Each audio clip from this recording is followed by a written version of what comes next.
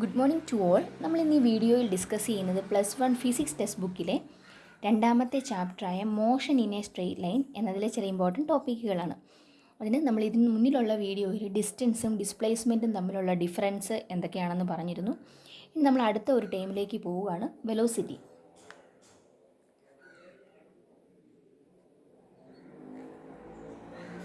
അത് നമ്മൾ മുന്നിൽ വീഡിയോയിൽ പറഞ്ഞ പോലെ തന്നെ മറ്റൊരു എക്സാമ്പിൾ എടുക്കുന്നു. ഒരു ഒബ്ജക്റ്റ് എയിൽ നിന്ന് സ്റ്റാർട്ട് ചെയ്യുകയാണെന്ന് വിചാരിക്കുക, ബി വരെ പോകുന്നു. ആദ്യത്തെ കേസിൽ ആ ഒബ്ജക്റ്റ് ട്രാവൽ ചെയ്യുന്ന പാത്ത് ഇതാണ്, അതിനെ ഫസ്റ്റ് പാത്ത് എന്ന് വിളിച്ചു. രണ്ടാമത്തെ കേസിൽ അത് ഇങ്ങനെ പോകുന്നു. സെക്കൻഡ് കേസ്, ഇവിടെ ട്രാവൽ ചെയ്യുന്ന ദൂരം അല്ലെങ്കിൽ ഈ പാത്തിൻ്റെ നീളം എന്ന് പറയുന്നത് നമ്മളൊരു 15 മീറ്റർ എന്ന് എടുത്തു, ഇവിടെ ഇത് 6 മീറ്റർ എന്ന് വിളിച്ചു. ഇനി 15 മീറ്റർ കവർ ചെയ്യാനായിട്ട് എടുത്ത സമയം ഒരു 5 സെക്കൻഡ് ആണെന്ന് വിചാരിക്കുക. 6 മീറ്റർ കവർ ചെയ്യാനായിട്ടൊരു 2 സെക്കൻഡും എടുത്തു. അങ്ങനെയാണെങ്കിൽ നമ്മൾ രണ്ട് കേസിലും അത് 1 സെക്കൻഡ് സമയം കൊണ്ട്, യൂണിറ്റ് ടൈം കൊണ്ട് എന്തുമാത്രം ദൂരം കവർ ചെയ്തെന്ന് നോക്കുകയാണെന്ന് കരുതുക. ഫസ്റ്റ് കേസ് നമുക്ക് നോക്കാം.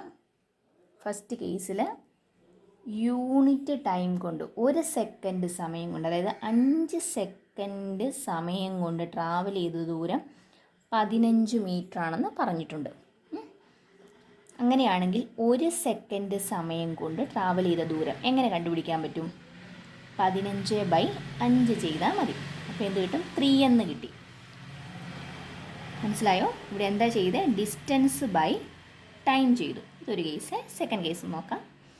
സെക്കൻഡ് കേസിൽ എന്താണ് പറഞ്ഞിരിക്കുന്നത്? 2 സെക്കൻഡ് കൊണ്ട് ട്രാവൽ ചെയ്ത ദൂരം 6 മീറ്റർ എന്ന് പറഞ്ഞു. അങ്ങനെയാണെങ്കിൽ 1 സെക്കൻഡ് കൊണ്ട് ട്രാവൽ ചെയ്ത ദൂരം കണ്ടുപിടിക്കാൻ എന്ത് ചെയ്താൽ മതി? 6/2 = 3 എന്ന് കിട്ടി. ഇനി നമ്മളിവിടെ നോക്കുന്നു. ഇവിടെ എന്താ ചെയ്തിരിക്കുന്നത്? ഞാനതിന് രണ്ടിനും ഓരോ പേര് വിളിക്കുമെന്ന് വിചാരിക്കാം. ഈ സെക്കൻഡ് കേസിനെ ഞാൻ വെലോസിറ്റി എന്ന് വിളിച്ചു. ഫസ്റ്റ് കേസിനെ ഞാൻ സ്പീഡെന്ന് വിളിച്ചു. തമ്മിലുള്ള വ്യത്യാസം എന്തായിരിക്കും? ഫസ്റ്റ് കേസിൽ എന്താണ് പറഞ്ഞിരിക്കുന്നത്? 15 മീറ്റർ ഡിവൈഡഡ് ബൈ 5 സെക്കൻഡാണ് പറഞ്ഞിരിക്കുന്നത്. ഡിസ്റ്റൻസ് ബൈ ടൈമാണ് പറഞ്ഞിരിക്കുന്നത്. ഡിസ്റ്റൻസ് ബൈ ടൈം ആണെങ്കിൽ അതിനെ വിളിക്കുന്ന പേരാണ് സ്പീഡ്. അപ്പോൾ സ്പീഡ് എന്ന് പറയുന്നത് എന്താണ്? ഡിസ്റ്റൻസ് ബൈ ടൈമാണ്. അത് = 3 എന്ന് കിട്ടി. ഇനി ഇവിടുത്തെ കേസിലോ 3 എന്താണ്? ഇവിടുത്തെ കേസിൽ എന്ത് വരും? ഇവിടെ ഡിസ്പ്ലേസ്മെൻറ്റ് ബൈ ടൈമാണ്. കാരണം എന്താ? സെക്കൻഡ് കേസിൽ ഡിസ്റ്റൻസും ഡിസ്പ്ലേസ്മെൻറ്റും സെയിം ആണ്. അതുകൊണ്ടാണ് ഇങ്ങനെ വന്നിരിക്കുന്നത്. അപ്പോൾ വെലോസിറ്റിയുടെ ഇക്വേഷൻ എന്ന് പറയുന്നത് എന്താണ്? വെലോസിറ്റി = ഡിസ്പ്ലേസ്മെൻറ്റ് ബൈ ടൈം എന്ന് പറയാൻ പറ്റും. സ്പീഡാണെങ്കിലോ എന്താണ്? ഡിസ്റ്റൻസ് ബൈ ടൈമാണ്. ഇനി മറ്റൊരു കാര്യം നമുക്ക് നോക്കാം. അപ്പോൾ വെലോസിറ്റിക്കുള്ള ഇക്വേഷൻ നമുക്ക് കിട്ടി. ഇനി അതിൻ്റെ യൂണിറ്റ് എന്തായിരിക്കും? ഇവിടെ നോക്കിക്ക്, ഇവിടെ എന്താ ചെയ്തത്? 6 മീറ്റർ ബൈ 2 സെക്കൻഡാണ്. അപ്പോൾ എന്തൊരു മീറ്റർ പെർ സെക്കൻഡ്. നമ്മൾ ഓൾറെഡി കഴിഞ്ഞ ഫസ്റ്റ് ചാപ്റ്ററിനകത്ത് പഠിച്ചിരുന്നു വെലോസിറ്റിയുടെ യൂണിറ്റ് എന്താണെന്നും അതെങ്ങനെ എഴുതിയെന്നും.